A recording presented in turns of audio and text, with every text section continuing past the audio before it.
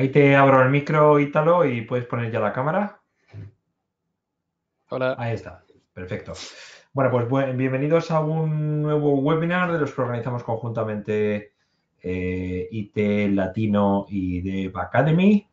Ya sabéis, webinars tanto para España como para Latinoamérica.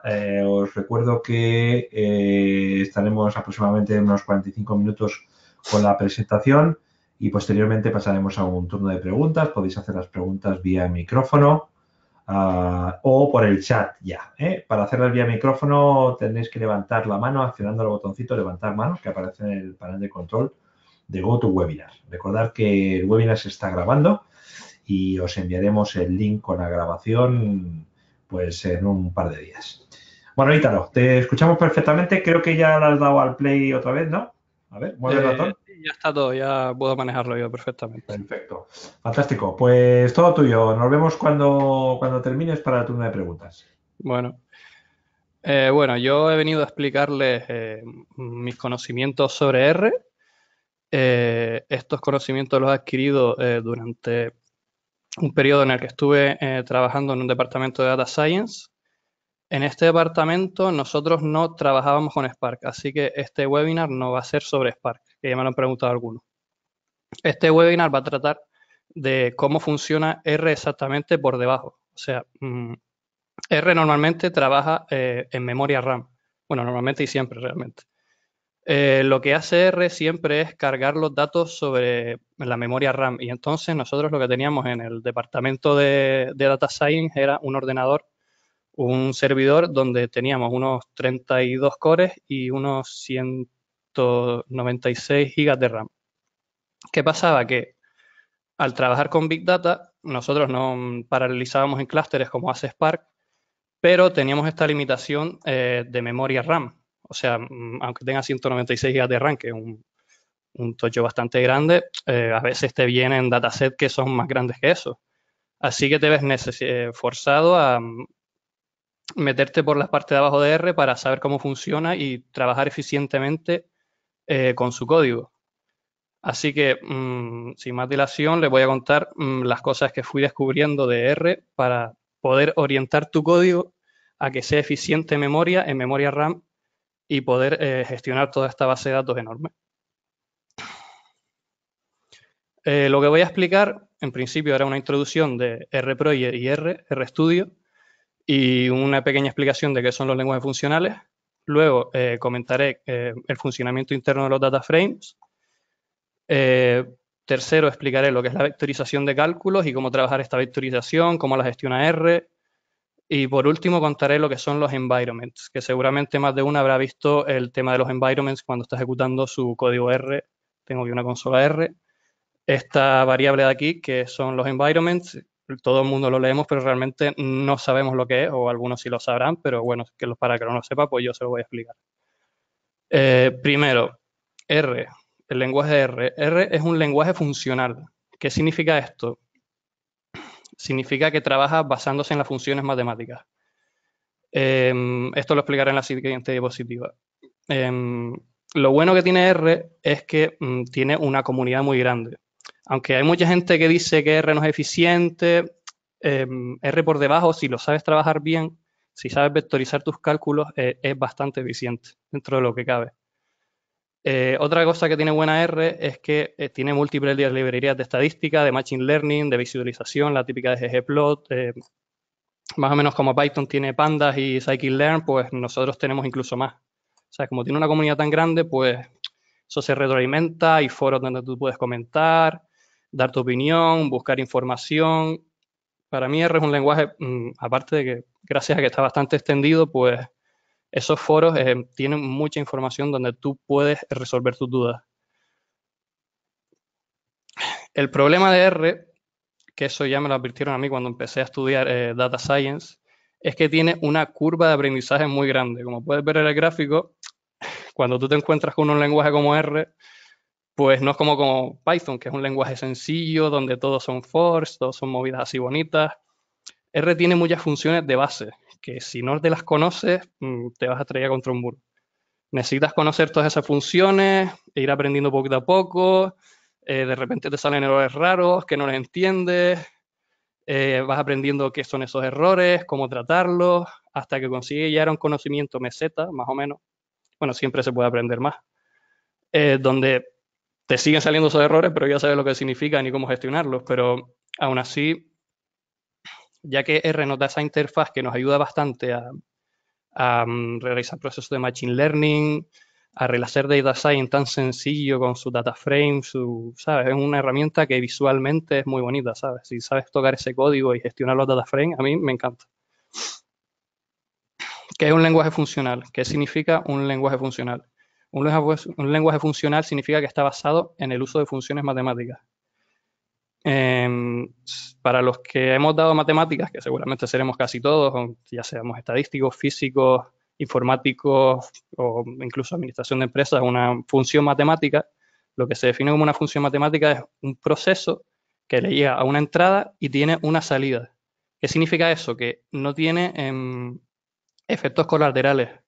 Efectos colaterales puede ser, por ejemplo, quien haya trabajado con Java, pues sabe que, por ejemplo, tú llamas a una clase, llamas a un método de esa clase y eso tiene efectos colaterales de, por ejemplo, modificar una variable interna de esa clase, pero a ti no te sale nada cuando haces, por ejemplo, un set variable o movidas así. Pues eso no es una función pura de lenguaje funcional. Los lenguajes funcionales son entrada, proceso y salida. Todo se gestiona así. Además, tenemos que las funciones son un tipo de datos más. ¿Qué significa esto? Que tú puedes coger una variable, guardarle una función, pasársela a otra función y que esto modifique el proceso interno de esa función. Puedes hacer unas auténticas locuras para la gente que son pros de lenguajes funcionales, hace unas salvajadas que yo me quedo asombrado. Y a mí, sinceramente, me encanta ver cómo, yo qué sé, poder tratar las funciones de ese modo, que no sea algo tan estático como una clase.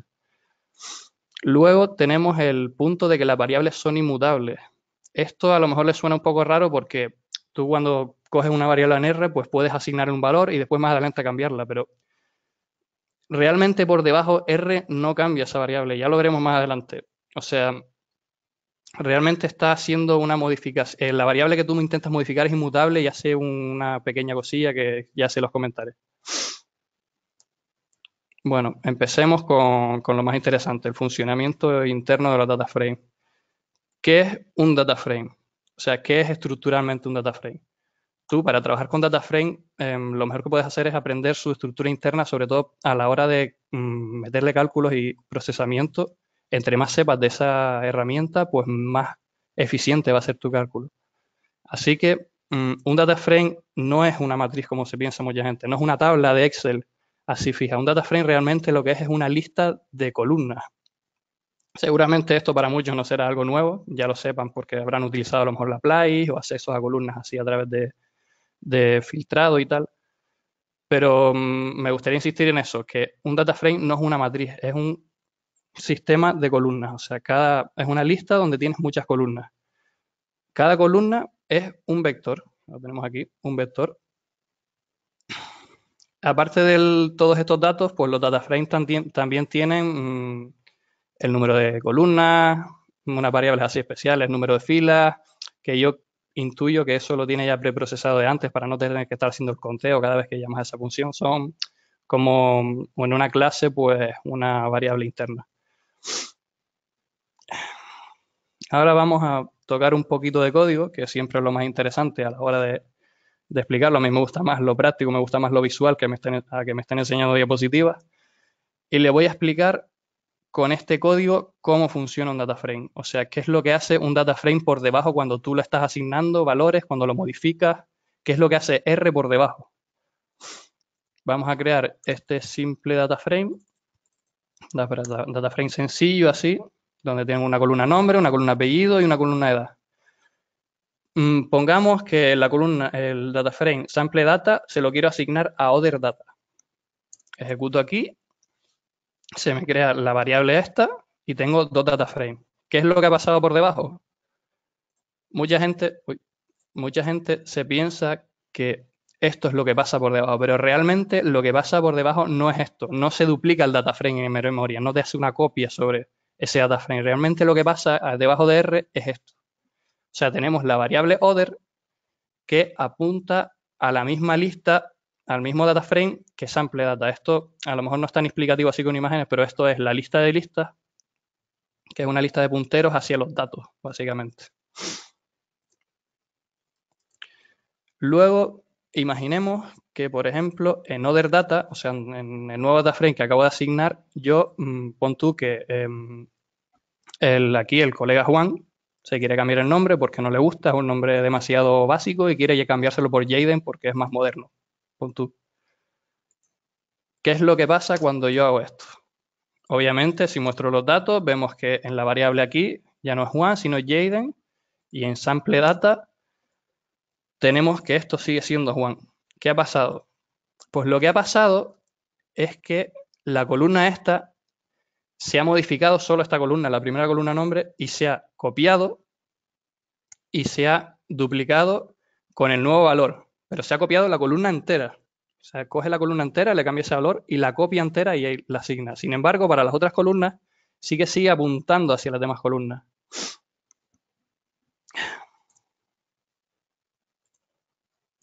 Para que prueben esto, para que, por cierto, que se me olvidó un detallito, tengo aquí una función address para que vean que no les miento. Estos son posiciones de memoria. Para las que no estén muy metidos en informática, esto es una posición de memoria en la memoria RAM. Y podemos ver, he vuelto a hacer estas líneas de código, he hecho la asignación sin modificar Juan, y podemos ver que Other Data y Sample Data están en la misma posición de memoria, como decía. Y cuando yo realizo la modificación esta, pues Other Data cambia de posición de memoria. Porque ha cambiado, se ha creado, aparte de crearse la columna, también se crea la lista de punteros. Pero bueno, este puntero sigue apuntando al mismo dato, por tanto estos datos no se han duplicado.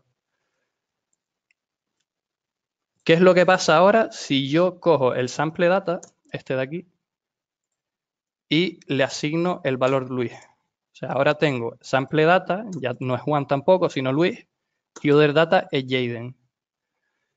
¿Qué es lo que ha pasado aquí? Pues lo que ha pasado es esto. Se ha borrado esa columna, se ha dejado de apuntar hacia ella y se ha creado en memoria otra vez otra nueva columna con el valor nuevo de Luis y el resto de los datos.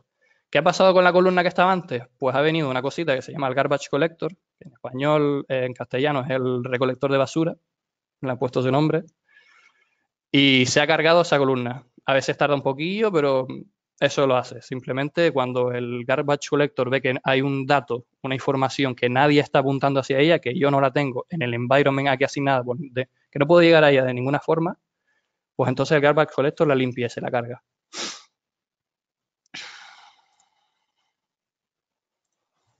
Pues como les decía, lo que sacamos en claro de esto que acabo de explicar ahora es que al asignar un data frame sin modificar otra variable, este no se duplica, que es lo primero que les expliqué. Cuando cojo un data frame y se lo asigno una variable nueva, no se duplica.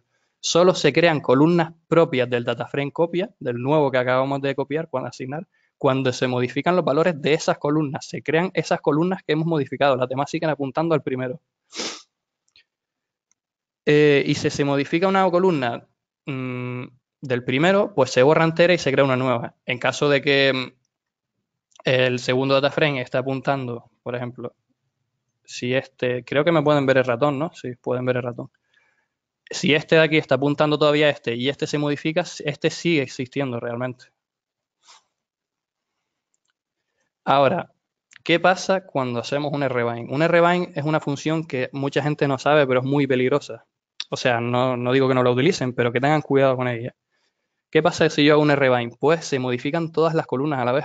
¿Y qué pasa si se modifican todas las columnas a la vez? Pues entonces se borran todas las columnas y se vuelve a recolocar toda la información. O sea, pon tú que añado una nueva fila aquí, a este data frame, al primero, le añado una nueva fila y entonces se borran todas esas columnas. Bueno, primero se copian, se añade la nueva fila y se borran todas las columnas anteriores. Eso realmente es bastante ineficiente. ¿Sabes? Es una cosa a evitar.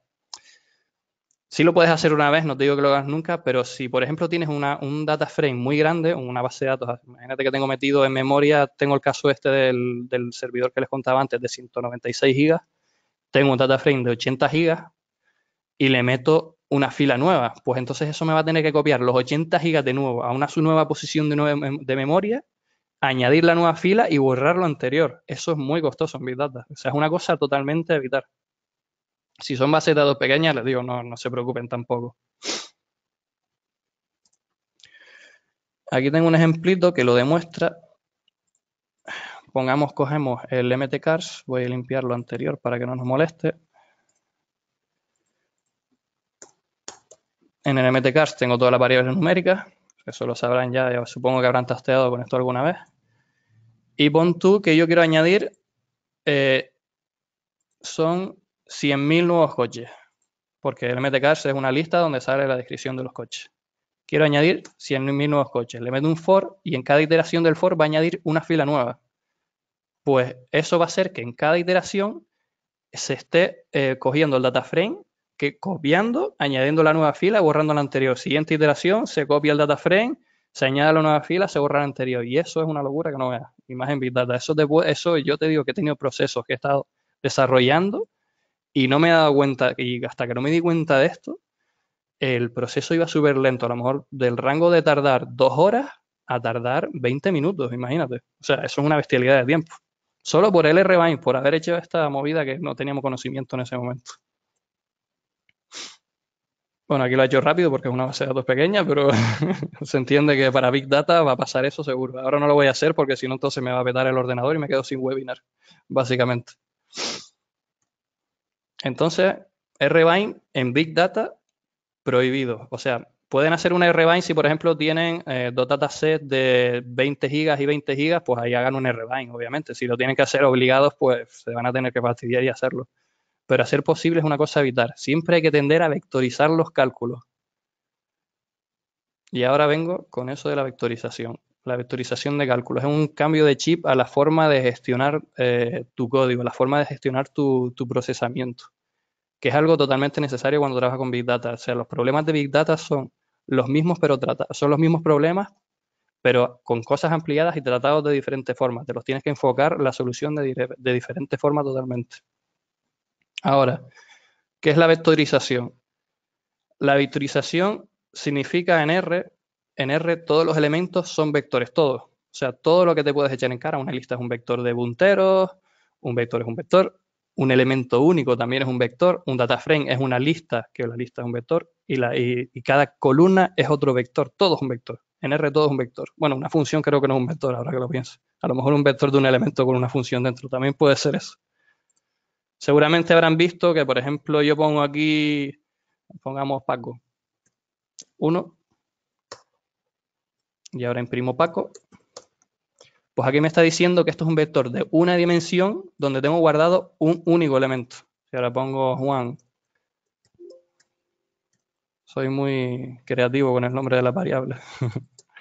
Pongo Juan C2, pongo Juan, y me sale que es un vector de 2 variables. ¿Ves? Esto parece un elemento único, pero realmente es un vector. Esto es un vector de 2 variables. Una matriz, pues lo mismo. O sea, se crearía la matriz.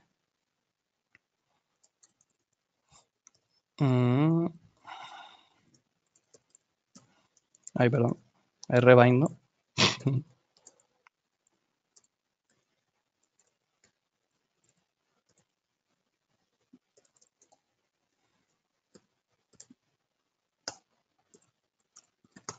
Esto es lo mismo, un vector de vectores, básicamente. Son vectores multidimensionales estos. Se podría añadir más dimensiones y tal, pero bueno, en principio, como estamos en Data Science, vamos a trabajar con data frame de dos dimensiones.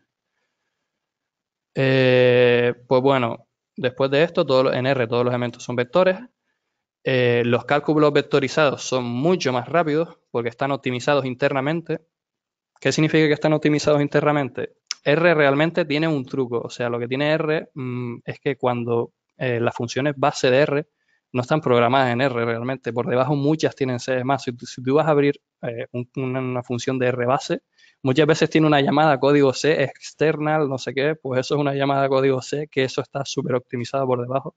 Me supongo que ya habrán escuchado la maravilla que es el lenguaje C. Bueno, maravilla porque es eficiente y muy rápido, no porque sea fácil de programar.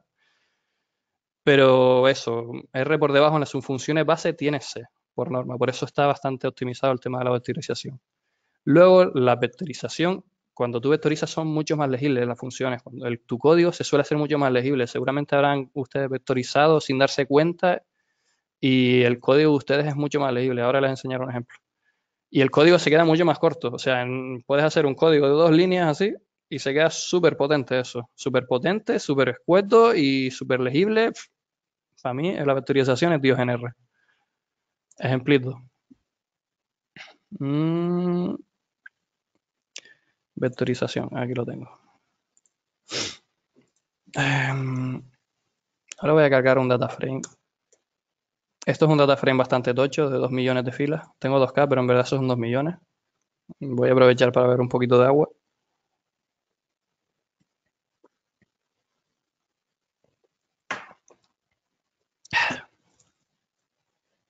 Como pueden ver, tarda un poquito, aparte de que mi ordenador, aunque es un ordenador bastante bueno, pues es un red dataset relativamente grande. También contarles que cuando utilicen R, cuando vayan a cargar data frames, eviten utilizar, si tienes 196 GB de RAM, pues no le metas un datasave de 195 RAM, de 195 GB, porque si no te va a reventar.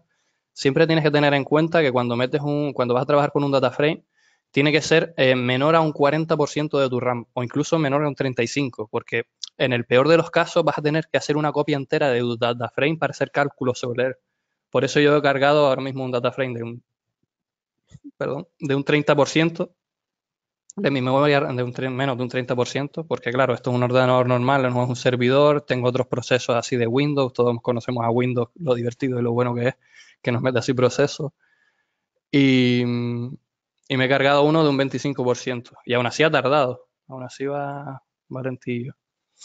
Así que eso, eviten meter data frame de mayores de un 35% de su RAM, porque eso en el peor de los casos vas a duplicar tu data frame en la base de datos, la RAM, perdón. Ya se ha cargado. Este data frame es un data frame, si mal no recuerdo, de la radiación de una zona de, no sé si será alguna zona donde es una zona de radiación, a ver. Y tenemos este tipo de variables, carácter, numeric, etc.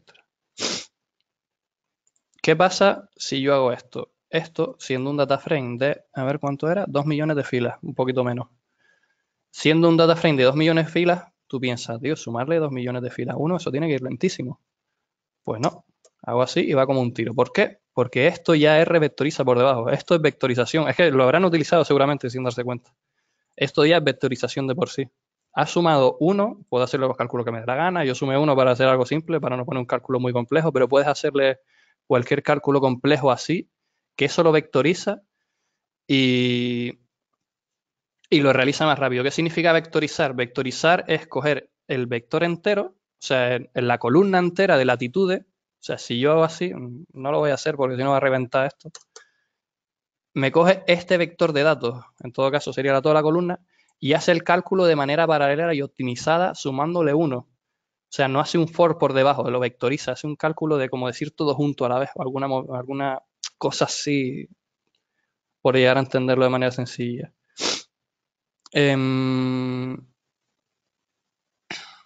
Vale. Perdón.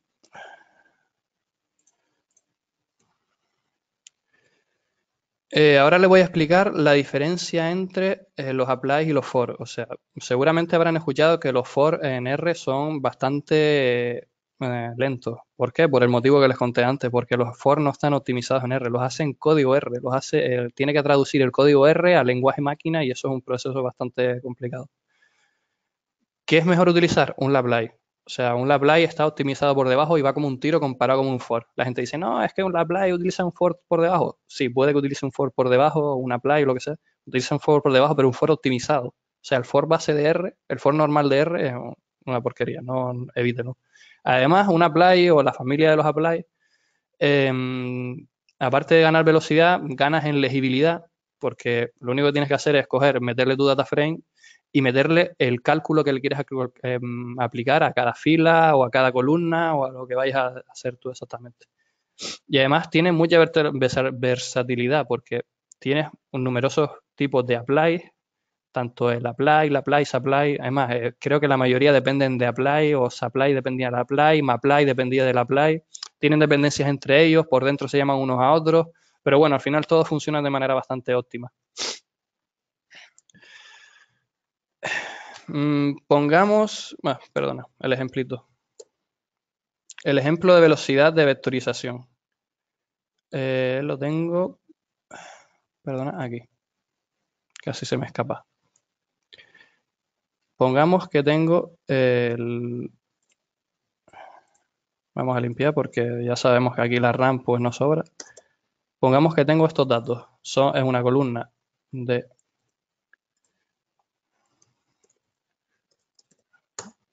Es una columna de un data frame de 2 columnas numéricas y le quiero realizar cálculos sobre ellos. Quiero, por ejemplo, calcular la media. En este caso es por filas. Voy a coger estos dos valores y voy a añadir una columna aquí que sea la media de este valor y este valor. Después lo mismo con la siguiente fila, lo mismo con la siguiente. Voy a hacerlo con un for, voy a hacerlo con un Laplace y después vectorizado. Miramos, vamos a ver cuánto tarda, esto es una función para calcular tiempo, vamos a ver cuánto tarda hacerlo con un for. Podemos ver que se está tomando su tiempo, porque esto lo que está haciendo es lo que les comenté antes de que coge el... está haciéndolo con la última columna que va a añadir, la columna media for la va a meter por aquí. Está creando la columna media for con el primer valor, hace la media de estos dos, la mete aquí en la nueva columna y lo mete todo a null. Después, siguiente iteración, lo mismo, mete el segundo valor, tiene que estar duplicándola, creándola, cambiando la asignación del puntero y así todo el rato. Cada vez que añade un nuevo valor a la columna, tiene que estar recolocando la memoria. Mira, ya terminó. ¿Han visto que ha terminado? No sé, unos cuantos segundos, 30 segundos creo que son estos, más el system y el elapse, esto es el total. Ahora vamos a probar con el apply, que simplemente le pasas el data frame, le dices que quieres hacerlo por fila y la media. Vamos a ver cuánto tarda esto. Sorpresa. 0,88 segundos. Eso no es nada, es una miseria. O sea, han visto lo que ha tardado el for y han visto lo que ha tardado el apply, ¿no? O sea, ya tienes en Big Data, imagínate con una base de datos grande, eso te revienta el ordenador de 2 horas, pasas a 20 minutos, como dije yo, o menos incluso en este caso. Ahora viene la magia. Vamos a calcular esto vectorizado. Como os dije, lo malo que tiene R es que tienes que aprenderte las funciones, o por lo menos buscarlas en Stack Overflow, como hacemos todos en Google. Tienes que buscar las funciones. Aquí tengo la función rowMins, que es una función base de R, que te calcula eso, la media por cada fila. Esto está optimizado en C por debajo. Estas funciones te las tienes que buscar o te las tienes que aprender ya con el paso del tiempo. Al final siempre acabas como en Data Science, siempre acabas más o menos aplicando las mismas funciones. Pues más o menos te las acuerdas, las más importantes, algunas las tienes que buscar. Y bueno, vamos a darle a la magia. 0 segundos. O sea, no le da tiempo ni a calcular el tiempo de la media de cada fila. Imagínate. O sea, no ha tardado nada. Comparamos de 30 segundos a 0,88 a 0 segundos por el cálculo vectorizado. O sea, esto es una salvajada. O sea, esto para Big Data es... Yo cuando descubrí esto, flipé. Entonces, conclusión de la vectorización. Esto háganse una captura de pantalla, apúntanlo donde quieran, porque seguramente les va a servir en un futuro. Imaginemos que queremos aplicar la función normalize a cada columna. Quiero coger una columna del data frame, tengo el data frame así, y quiero aplicarle la normalización a cada columna. Esto es el cálculo de la normalización, recibe un vector de datos, cálculo vectorizado, le saca el mínimo, porque como voy a utilizar el mínimo 2 veces, lo calculo antes, y hace el cálculo vectorizado. Estos son múltiples números, es un vector así. Values es un vector así de números. Le resta el mínimo a todos a la vez y después saca el máximo, le resta el mínimo a todos a la vez y hace la división de todos a la vez. Eso es vectorizado total. Si se lo quiere aplicar a una columna, pues sencillamente extraer la columna del data frame, datos dólar latitud, puse aquí que es la latitud, y ya tengo el resultado normalizado. Y eso es un cálculo vectorizado perfectamente. Mi consejo, por cierto, esto es aparte de la optimización, que ya que están en un lenguaje funcional, pues aprovechen las funciones, porque esto, perdón, spoiler, esto lo que hace es que cuando te crea las variables, eso lo veremos ahora en los environments, cuando tú trabajas esto, pues la variable normalized data al terminar la función desaparece, se borra, y eso hace que ocupe menos cosas en RAM, porque aquí está haciendo un cálculo vectorizado, está cogiendo un vector así de grande, lo está trabajando, y claro, eso se guarda en memoria. Si lo haces dentro de una función, al terminar la función, pues esos datos desaparecen. El garbage collector los limpia y ya estás limpiando la memoria. Ya es una forma de optimizar tu proceso. Tiene más memoria RAM. Así que, si pueden, métanlo todo en funciones chiquititas para que lo que se haga dentro de esa función, cuando termine ese cálculo, se borre. Ya verán ahora en las siguientes diapositivas cómo funciona eso. Sigo, perdona por este inciso. Múltiples columnas, pues un lapply. Le aplicas un lapply, que lo que hace es coger cada columna y aplicarle la función tuya normalizada, básicamente. Esto no sé si lo conocían, pero si pones esto, lo que hace, por cierto, aquí creo que lo tengo por aquí, no lo tengo por aquí.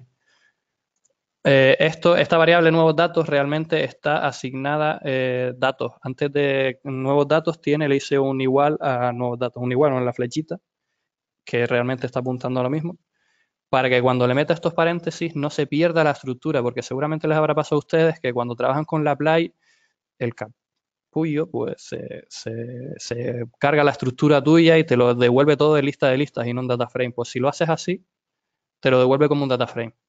Por si no lo sabías, es una cosa bastante curiosa. Luego, tratamiento a nivel de fila. El tratamiento de nivel de fila es algo complejo porque ya son casos especiales. ¿Por qué eso es complejo? Porque piensen que un data frame, cada columna tiene un tipo diferente. O sea, cada columna, una columna es numeric, otra columna es character, otra columna es lo que sea, factor.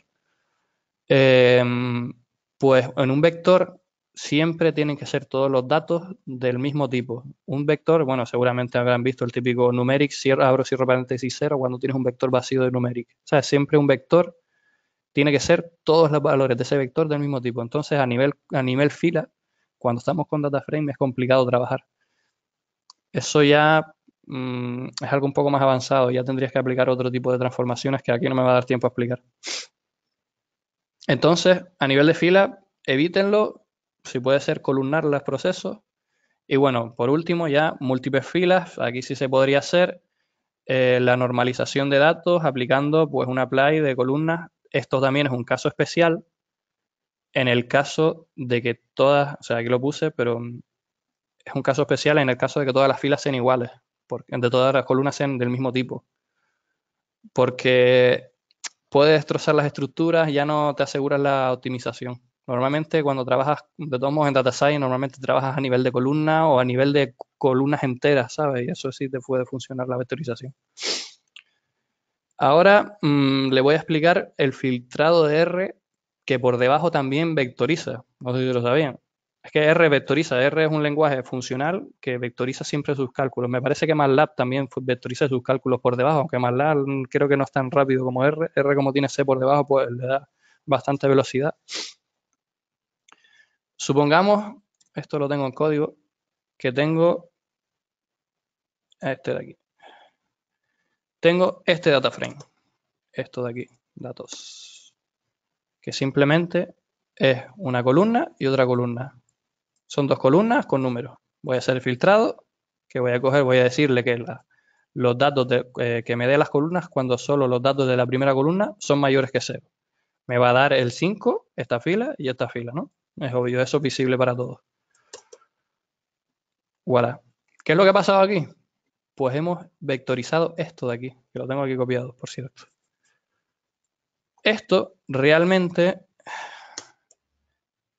perdón, claro, se me olvidó cambiar estos problemas del directo, perdona.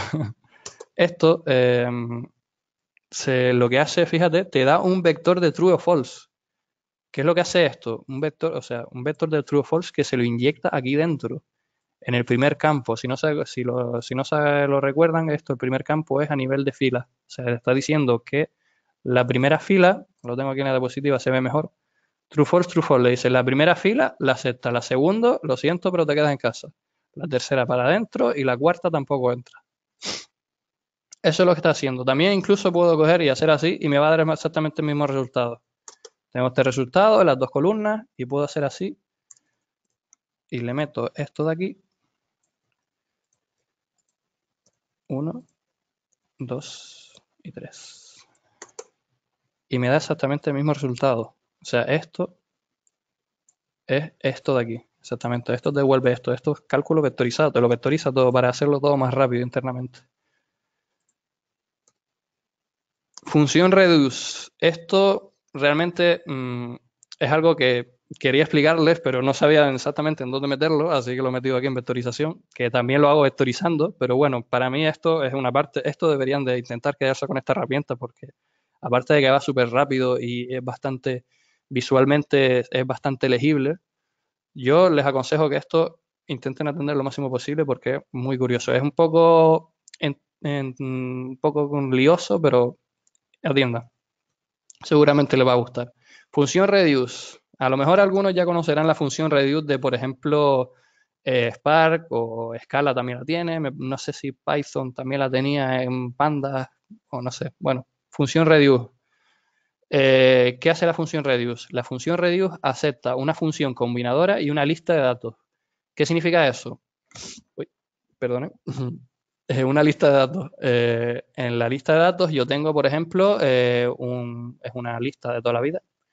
Una lista con vectores de datos. Aquí tengo un montón de números, otro montón de números, otro montón de números, una lista de datos. Y lo que va a hacer esto es, con esta función combinadora, va a reducirlo a una única columna. Es un reduce. Simplemente coger todo y reducirlo a uno, juntarlo. O sea, reducirlo todo a un mismo único valor. Estos son los datos. Aquí lo tengo dividido, pero se refiere a esto de aquí. Estos son los datos. Y esta es la función combinadora. Esto reduce de izquierda a derecha. Puedes decirle que reduzca de derecha a izquierda, pero bueno, eso, la ordenación ya como tú prefieras. ¿Qué hace? Coge las dos primeras columnas, le aplica la función reduce, esta columna entra en la X, está en la Y y sale una columna igual, o idéntica o muy parecida a esta. Después coge esta columna resultado, coge la tercera columna, le mete un reduce y sale otra columna.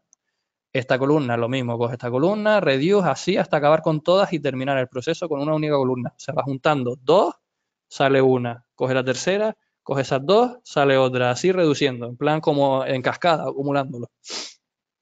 ¿Qué pasa? Que nosotros descubrimos una forma de trampear esta función. Trampear no, porque los lenguajes funcionales te permiten hacer estas cosas bastante pepino, que a mí me flipan estas cosas.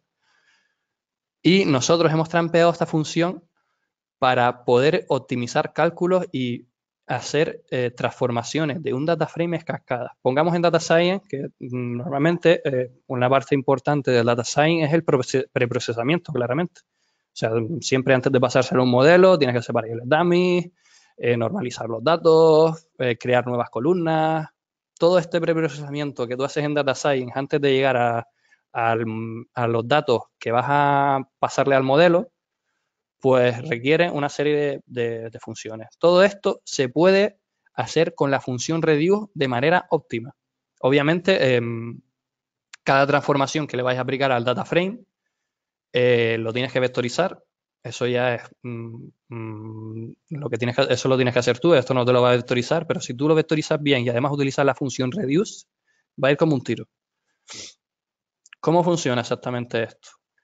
Ahora nosotros tenemos lo mismo, una función combinadora y una lista de datos. Lo que pasa es que nosotros vamos a engañar porque no estamos engañándolo, vamos a engañar la función reduce y le vamos a pasar, en vez de una lista de vectores, voy a pasarle en el primer valor un data frame y en el segundo, tercero, cuarto, etcétera, etcétera, los que quieras meterle, las transformaciones que le quiero aplicar a este data frame. ¿Entendido, no? No es muy complejo. Data frame, lista de transformaciones. Después aquí, esto, cópienlo porque esto siempre van a tener que pasar lo mismo aquí dentro. Una función que acepta unos datos, que viene siendo el data frame, y un transformador, que es la función esta de aquí, o esta, dependiendo de la parte que esté del reduce. Ejemplo. Reduce, aquí lo tenemos. Voy a hacerlo con el... Antes no toqué esto, pero podemos hacer esto. ¿Quiero que lo tengo? No, no tengo. Uf, pues vamos a tener que esperar otra vez. Pues aprovecho para beber agua ya que está. El código así de primeras parece un poco complejo, pero vas a ver cuando lo explique, pues no es tan complejo como parece.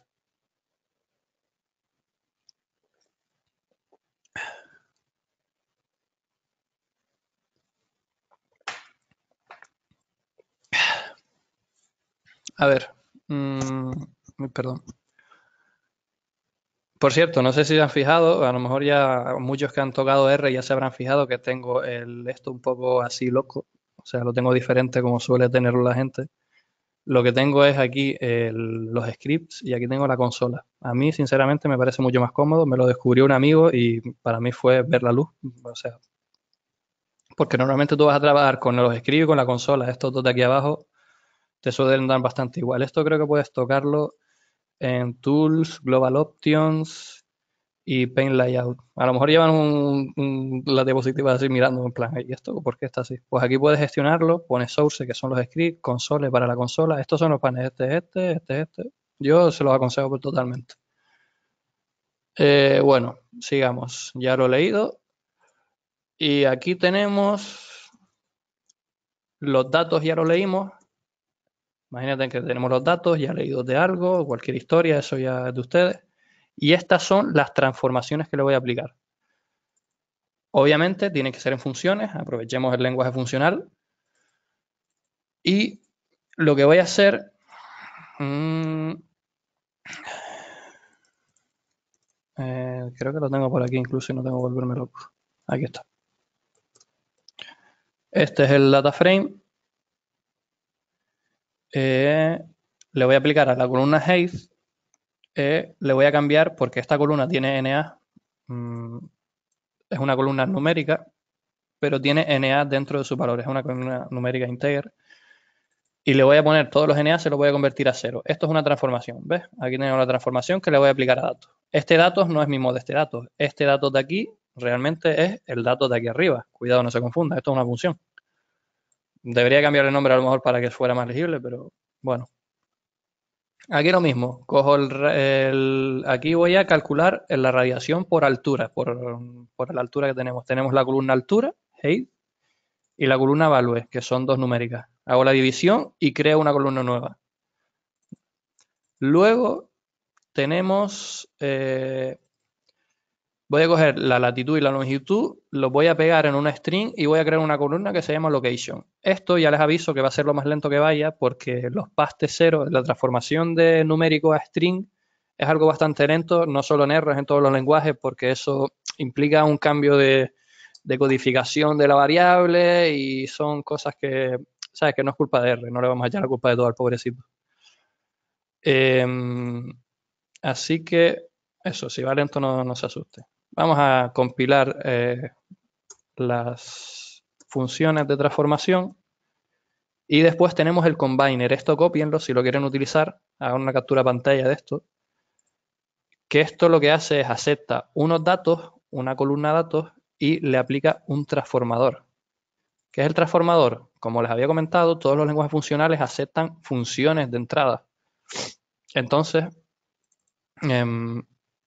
lo que voy a hacer es coger el transformador, que es una función, y le voy a inyectar datos. Los transformadores son estos de aquí arriba. O sea, lo que va a hacer esto es coger esta función, meterle los datos y devolver el resultado. Aquí a lo mejor tendría que poner un return para que fuera más legible. Un consejito, por cierto, pongan return. Aunque el lenguaje te permita no poner return, por legibilidad es mejor ponerlo. Porque a lo mejor viene alguien y ve esto y dice, pues esto no devuelve nada, pues es mejor ponerlo. Yo personalmente prefiero ponerlo. Aquí se me ha olvidado. He compilado location, combiner y aquí tengo la lista de datos. Lista de datos, datos primeros, NA to 0, radiation per height, estos los datos y las transformaciones. Compilo y tenemos el reduce. Vamos a dar la caña. A ver si funciona, creo que sí, porque lo probé antes del webinar. Y esto, como les digo, es esta función la que está yendo más lento. Si yo tengo esta función iría más rápido. Mira, ya terminó. Y ya me hizo todas las transformaciones sobre un dataset de 2 millones de filas, que para mi ordenador eso es bastante carga. Y todo eso se lo hace de manera óptima. He vectorizado los cálculos por aquí dentro. Esto el paste 0 vectoriza también. Esto es un cálculo vectorizado. Esto es una asignación vectorizada. Y bueno, todo súper rápido. Esto para el Big Data es perfecto. Cópienlo porque para mí me encanta esta función. Por último, este temario es un poco más complejo, el tema de los environments. Si no lo entienden, no pasa nada, con que lo entiendan por encima. En verdad se puede entender relativamente fácil, pero vamos a ver. Se lo voy a explicar a ver si puedo. ¿Qué es un environment? Un environment es un set de variables de un ámbito. ¿Qué significa eso? Tú tienes los environments aquí. ¿Ves? Este es mi environment actualmente. En mi environment tengo estas funciones declaradas, la lista de datos y los datos. Esto es el environment. Es la mesa de trabajo. O sea, por donde tú vas a coger, donde R va a coger y va a poner sus variables y, bueno, sus variables no, los punteros hacia la información de memoria. O sea, es donde él tiene guardado todo, donde él construye la mesa de trabajo, básicamente, donde tiene sus herramientas, sus variables, sus movidas, sus funciones. Es muy parecido a una lista de variables, pero no es una lista, es algo diferente. Tiene añadidos. Además, esto tiene jerarquía. ¿Qué significa que tiene jerarquía? Que, por ejemplo, una función, como digo aquí, una función también tiene su environment temporal, que ya explicaré lo que es temporal.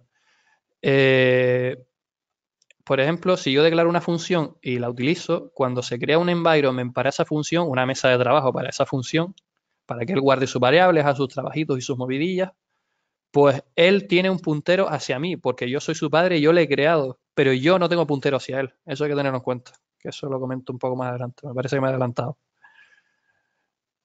Vamos a probar este código. El ratón no aparece. Yo, por ejemplo, hago esto de aquí y esto es eso. Tengo la A que apunta a esto, tengo la B, la A, tengo el C23. ¿Y esto qué es lo que pasa aquí? Si se acuerdan, cuando yo igualo una variable, no se crea una copia de esa variable, sino que apunta al mismo objeto. A ver, voy a abrir el ficherito antes de que se me olvide. Vale. Sí, básicamente. Este es el environment. Ahora mismo estoy trabajando en el environment global. Si doy esta función, esto me devuelve el environment actual y tengo aquí environment global env. Este es el environment principal, donde empieza el environment inicial. Si hago así, global env, pues tengo guardado el environment aquí, un puntero hacia mi environment, que es una bobería, no sé para qué alguien va a hacer eso, pero es para que se entienda. Y aquí dentro tengo todo lo que he declarado antes. Ahora mismo voy a limpiar para que se vea más claro. Vale. Perdonen que estoy un poco constipado, no sé si se habrán dado cuenta que hablo con la nariz un poco trancada, pero bueno. ¿Ves? Tengo la variable Paco, una asignación a un puntero a sí mismo. Eso no sé para qué es, pero lo tiene. Y random sí, que eso ya son cosas internas de R, que el variable clavar siempre pide un random sí. Pero bueno, tiene la variable Paco. Si yo hago así, me sale el 5 de Paco. Si hago así también, tengo el 5 de Paco. Básicamente. Vale. Uy, perdón. Lo que les contaba, el environment tiene un padre.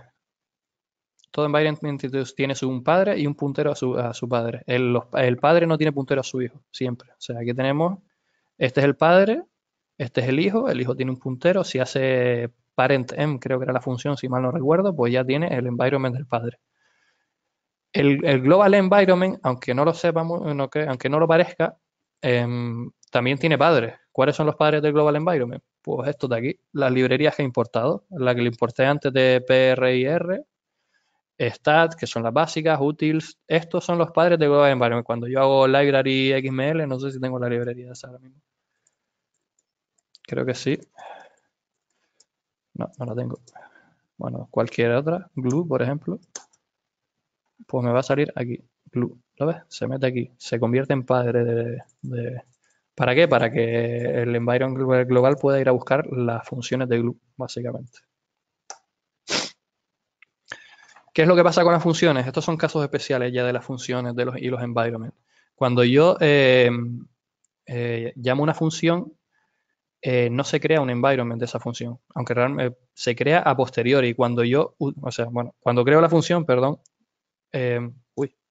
cuando yo creo la función, pues no se crea un environment de esa función, se crea cuando yo la utilizo. O sea, aquí hago una declaración hFunction igual a esta función. Y esto lo que hace es crear la variable función en memoria. Esto es en memoria, ¿vale? Y en memoria también se guarda el puntero al padre. ¿Qué pasa si yo hago esto? Llamo a HH, le paso un 1 y le digo, pues guárdame el resultado ni. Pues lo que hace R por dentro es crear el environment temporal, le mete el 1 en la X, el 1 que yo le he pasado aquí lo mete en la X y se crea el 1. Después ejecuta la siguiente línea, que es la 2, genera la 2. Y por último, la suma, 1 más 2, 3, aprobado en matemáticas, y le pasa el puntero a esa variable, no le da una copia, sino le dice, he calculado esto, está en esta posición de memoria y esta es su dirección. Toma la dirección y utilízala como quieras. Pues coge esa dirección y la guarda en no se hace una copia de eso está perfecto. Si tú haces un cálculo en Data Science, esto es interesante, esto es importante, si tú haces un cálculo en Data Science dentro de una función, transformas todo el data frame, le haces todas las movidas que quieres, pues al final cuando tú haces return ese data frame, no estás haciendo una copia de ese data frame para devolvérselo a tu padre, sino le estás devolviendo un puntero que apunta a ese padre. Un puntero es lo que... Es que menos mal que el tema de los punteros desapareció en el tema de la programación, porque los punteros es un... Seguramente si han hablado con un informático le habrá dicho, menos mal que ya no tengo que gestionar punteros. Pues eso es un puntero que apunta, le dice, ahí está tu environment. Eso es un puntero en la memoria. No tiene que estar copiándoselo ni pasándose. Y eso está perfecto porque imagínate que tengo un data frame de 80 gigas y tengo que estar copiándolo. Eso es una locura. Eso es bastante costoso. Cuando termina la función, importante, esto es importante, el environment muere. O sea, se acaba, se va el environment básicamente. ¿Qué significa que muere? Que X y A desaparecen. Esto desaparece y ha desaparecido. Aquí lo vemos, ha desaparecido perfectamente. Ejemplo. Vale, el ejemplo va de lo más adelante. Vale, ahora le voy a explicar por qué los environments son peligrosos. O sea, por qué tiene una peligrosidad. Esto suena muy divertido, muy bonito, tal, pero ahora viene por qué les quiero explicar exactamente los environments. Porque tiene su peligrosidad la gestión de los environments. Si nosotros cogemos, aquí tengo el ejemplo, pon tú que algo muy típico en los lenguajes funcionales es hacer una función que es generadora de funciones. ¿Qué significa esto? Que yo digo, pues, tío, función, necesito que me des la suma porque se me ha olvidado sumar. Necesito que me des la resta porque tanto tiempo utilizando la calculadora no sé cómo se resta. Pues le digo, le paso un function name, le digo, es sencilla la función. Si le paso suma, me devuelve la función suma. Si le paso resta, pues me devuelve la función resta. ¿Qué pasa? Pon tú que nosotros cogemos y creamos durante ese tiempo pues unos datos unos data frame. Se crea unos data frame porque tiene que hacer esa generación de funciones, una gestión de los data frame y se crea un data frame dentro. Pues lo que pasa es bastante grave. Esto es peligroso. O sea, no digo que sea peligroso los generadores de funciones, sino generar un data frame aquí dentro cuando devuelves una función. ¿Qué pasa? Yo tengo aquí ya la función suma. ¿Ves? La función esta la tengo aquí. Pues me devuelve incluso el environment. R me está avisando. Mira, esto no es tuyo, ¿eh? Tú estás en el global environment y esto es de otro environment que está por ahí perdido. Es más, el generador de funciones es del global environment, pero la función suma es del environment que me ha dicho. ¿Qué pasa con esto? Que ese environment, como les dije antes, que los environments morían después de las funciones, ese environment no ha muerto. ¿Por qué? Porque sigue existiendo una función que apunta a él. Como les había dicho, cuando tú creas una función, aquí estoy creando la función, aquí en plan creo la función h, pues se crea la función en memoria y eso apunta al padre que la creó. En este caso, perdón, en este caso el padre no es el global environment. El padre es la función esta, el environment de esta función. Aquí tengo un ejemplo con imágenes que se ve mucho mejor. Coge el gestor de funciones, creo la función. No se ha creado el environment de esa función porque no se ha llamado. Lo llamo. se crea el environment de esa función porque está empezando a trabajar. Y le he dicho, dame la función suma, se crea el environment. Se genera la función suma y al generar la función suma, esto apunta a este environment, básicamente. Y estos datos en la sombra siguen ahí. ¿Qué pasa? Termina la función, pero como yo le he devuelto la función suma, esta función apunta a esto y esta apunta al gestor en environment. Entonces todavía soy capaz de llegar al gestor environment. Por eso no muere, porque ahí sí se puede seguir llegando, pudiendo llegar. Ay, perdón. Entonces yo puedo hacer así y básicamente aquí tengo guardado el environment de la suma, con el environment suma, y tengo los datos aquí en la sombra guardados. Estos datos siguen siendo accesibles y no se han borrado, se los ha llevado el garbage collector. Entonces me está ocupando memoria extra. Así que hay que tener mucho cuidado con esto.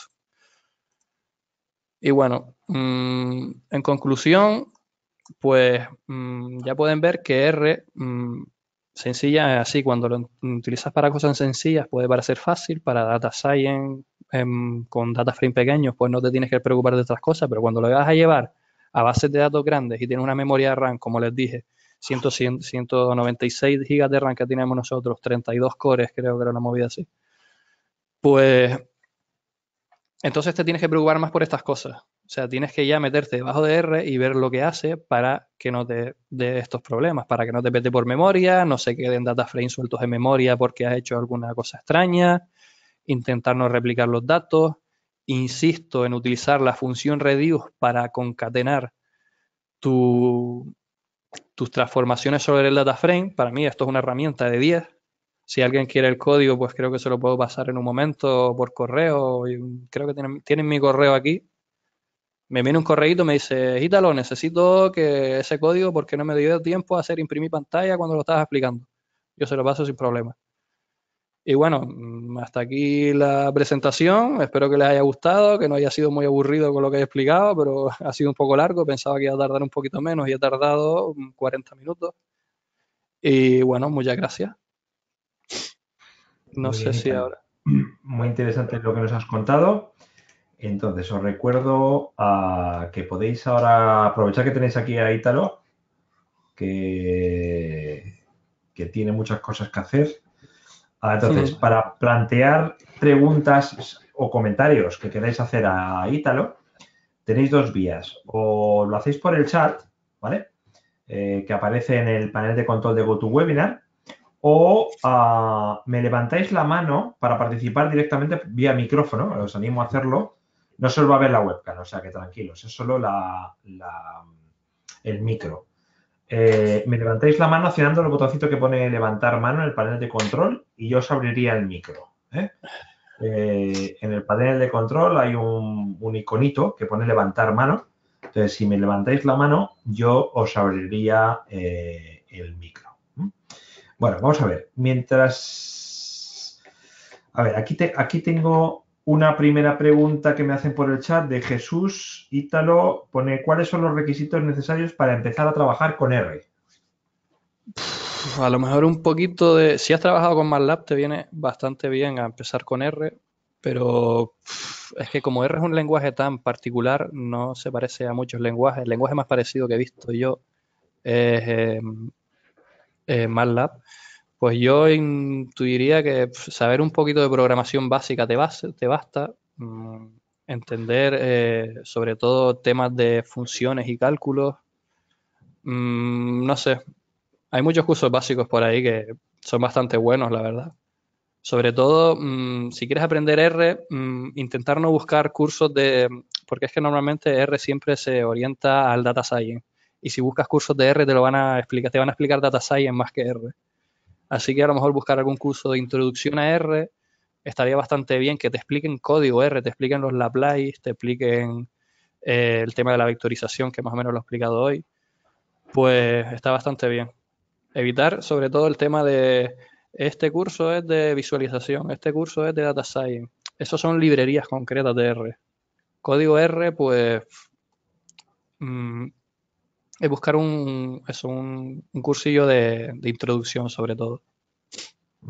Tú, por ejemplo, Ítalo, ¿qué formación tienes? ¿Por lo que has dicho, eres matemático o...? Vale, yo tengo la suerte de venir de informática, hice un máster de Data Science y bueno, no me costó tanto aprender R porque vengo de otros lenguajes, pero sí que admito que o sea, el R para los lenguajes de programación que conozco no es un lenguaje fácil. O sea, es así. No es un lenguaje que pueda comparar a otros. Es que eso, solo se me ocurre MATLAB y MATLAB es un lenguaje bastante complejo.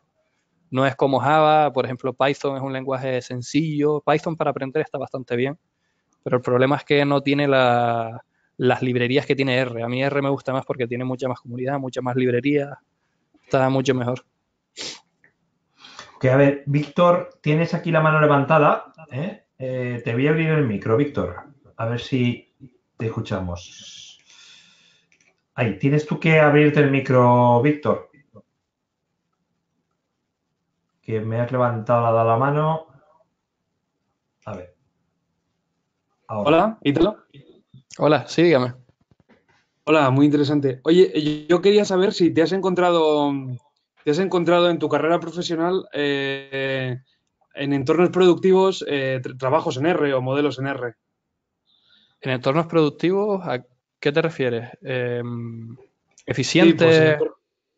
No, no, me refiero más Ah, que que si. se pasen a producción, ¿te refieres? Sí, Eso, sí, sí, sí. sí, sí, sí, he encontrado, claro.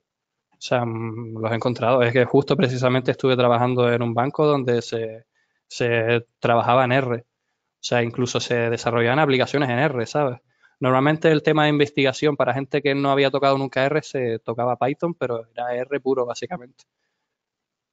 Ujú, O sea, vale. nosotros no poníamos en producción código R, poníamos los modelos, las predicciones.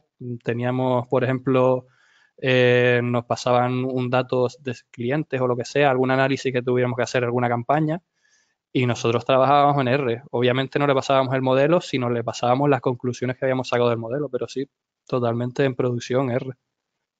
Vale, gracias, mi niño. Gracias. Vale, gracias, Víctor. Recordaros, si queréis, tenemos todavía unos minutos. Bueno, sí, unos minutillos, ¿no, Ítalo? Sí, ¿Cuatro sí, minutos máximo? sí, sí, no te preocupes. Ah, Yo ahora mismo no. sí, además no hay fútbol hoy, o sea que. Bueno, no soy muy futbolero, así que lo era, ya no tengo tiempo. Vale, Bueno, si me queréis levantar la mano, yo os abro el micro y si no, sigo pasando aquí alguna pregunta que me viene por texto. Sí. Yo doy preferencia a los que me levantéis la mano para intervenir por micrófono, ¿eh?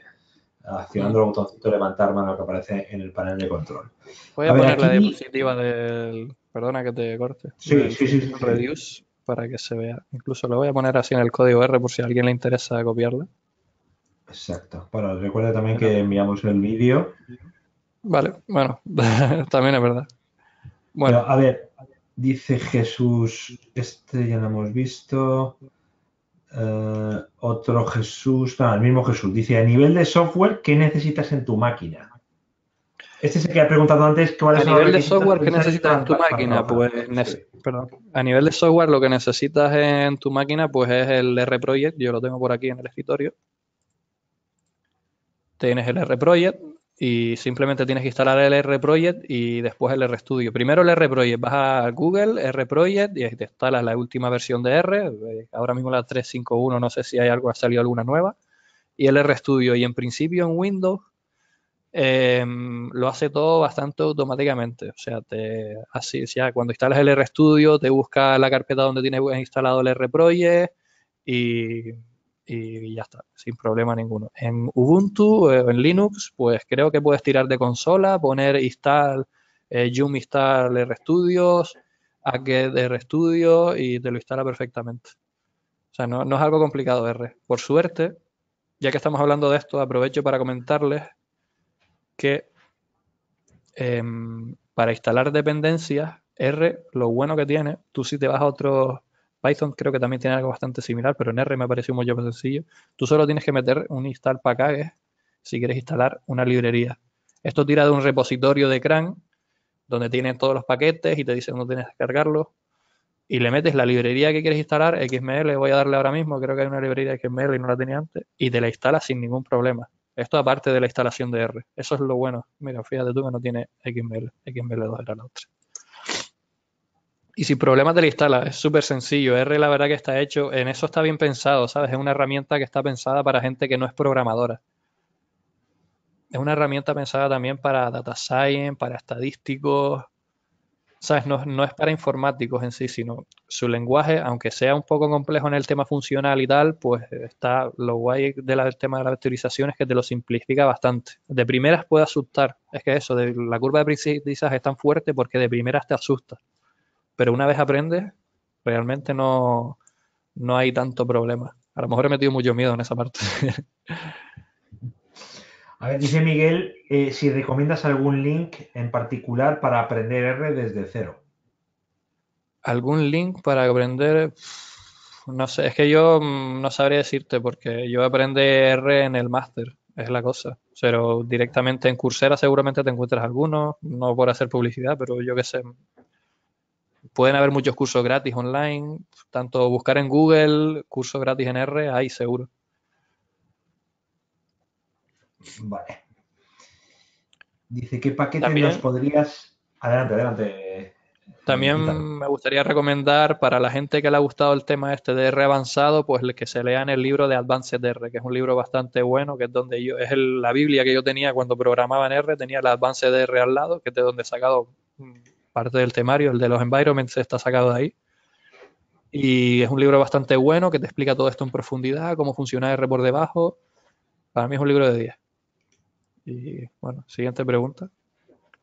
Dice Jorge, ¿qué paquetes nos podrías recomendar como fundamentales? Como No sé si... fundamentales, pues yo normalmente, yo la verdad que en R era bastante purista y tiraba de R base, ¿sabes? No me descargaba paquetes. Los paquetes así interesantes para Big Data podrían ser el de paralelización, que si mal no recuerdo, paralelización de cores de trabajo, que se llamaba, no sé si era Parallel for Each y creo que había otro más. Pero por ahí va la línea. Parallel for Each son bastante buenos para paralelizar trabajo Big Data. Y después, pues para visualización tiene el ggplot, que es bastante famoso y en ese, la verdad que está muy bien porque tiene mucha documentación. Y el dplyr, dplyr, para los que no les gusta hablar así pronunciando en inglés, el dplyr también es bastante bueno porque es muy, o sea, es bastante visual, bastante bonito. A mí no me gusta personalmente, pero mucha gente lo utiliza. Pero para que tu código sea más fácil de entender, pues el dplyr es bastante guay. Lo que no me gusta del dplyr es que como no sé lo que hace por debajo y no lo he probado y no sé si se monta sobre código base o tira de código C, pues no he terminado, no tuve tiempo de investigarlo por desgracia. Vale, dice aquí Michael, dice, en el caso de los environments, los datos en la sombra, ¿cuándo morirían? Morirían cuando yo realmente nunca morirían hasta que yo mate la variable esta, básicamente. La que yo creé, a ver, environments, esta. La función suma tiene el puntero a su environment padre, que es el environment que se creó cuando se hizo esto. Solo desaparecería la función sombra cuando yo destruya esta variable. Creo que se podían destruir variables en R de algún forma, no sé si era de Touch era para librería. Tendría que destruir esta variable básicamente para que desaparezca el posible camino hacia esos datos en la sombra. Porque fíjate en la diapositiva esta, aquí tengo la función suma y acabo la función, ven que se acaba la función. Fíjate, aquí esto desaparece de aquí y se acaba la función. Si me destruyo esta función y estoy trabajando en el global env, pues entonces ya se corta este enlace y ya no hay acceso a este environment. Entonces el garbage collector destruiría tanto la función suma, resta como datos en la sombra. Se tendrían que volver a generar cuando vuelva a llamar a gestor de funciones. Esa sería la forma. Ok, pues no veo ninguna mano levantada y tampoco veo más preguntas. Creo que hemos atendido todas las que te han planteado. Así que, Ítalo, oye, muchísimas gracias por haber estado con A nosotros y ustedes. seguro que te vemos un día de estos por aquí otra vez. Muchas gracias. Gracias por ver el seminario. Y nada, a todos los asistentes, ya recordaros que, bueno, ya continuaremos después de Navidades ya con los webinars de Academy y con los profesores de Dev Academy. Estaros atentos a tecnowebinars.com y a las agendas de Dev Academy también. Un saludo y hasta la próxima. Adiós. Chao, muchas gracias.